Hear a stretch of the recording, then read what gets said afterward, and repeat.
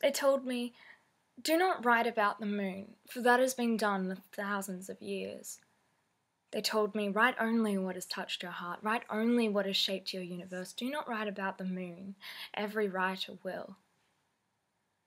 I wanted to scream when they told me that. I held a pen that had never been used, and they paused to let me make notes, to validate their formulaic writing advice with quick notes and bullet points. I never wrote down a word. The lecture continued on, but what they had muttered carelessly before kept running, round and round my broken mind. I wanted to scream when they told me that. I have never wanted to write about the moon.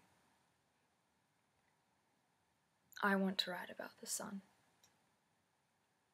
I have been living all these years, these long years marked by the passing of false romances and growing wrinkles, to find the perfect way to write that exploding star that lives so near and yet so far. Between us and she, there lies an eternal impassable vacuum, where dreams go to die and wishes fly in the drowning dark night.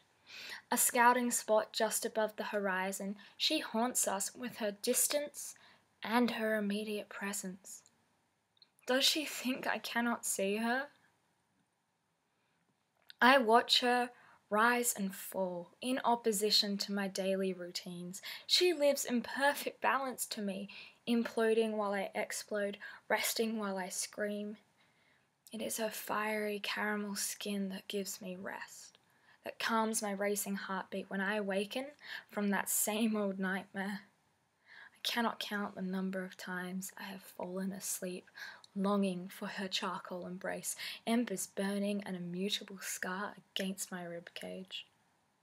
My heart finds reason to pulse from the stimulants that are her eyes, a dark, passionate scare that sets my skin aflame, and memories to be flashed brilliantly across the film of cognition. The scent of a once burning flame has permeated my lonely bedroom where she once slept beside me. The sun was once a girl on this fleeting earth. She was born with 2 arms, 2 legs, 10 fingers, 10 toes, and passion. She sketched out her childhood with chalk on the driveway, an ever-expanding poem that was recorded in the brilliance of a rainbow against the mechanisms of humanity. She used to fly down hills, traveling in a timeless moment from the ocean to the desert, from the Amazon to the tropics. I never knew her then. I never knew her when she cradled her innocence within the palms of her hands, a secret she kept locked away from a divided home. I never knew her when she was whole. I only knew her when her purity had been defiled and her trust betrayed. That's when that little girl became a reluctant woman. And the reluctant woman became the sun. I fell in love with that sun. As she fled this hurting world for the sanctity of empty space, she was tired and her flesh was cut open. She began to burn. A star.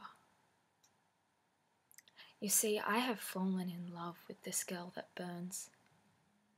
She consumes me with passion, with ferocity, with determination. The moon? I remember that they teach me how to write.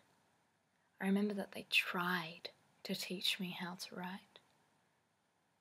Why would I ever write about the moon when I could write about the sun?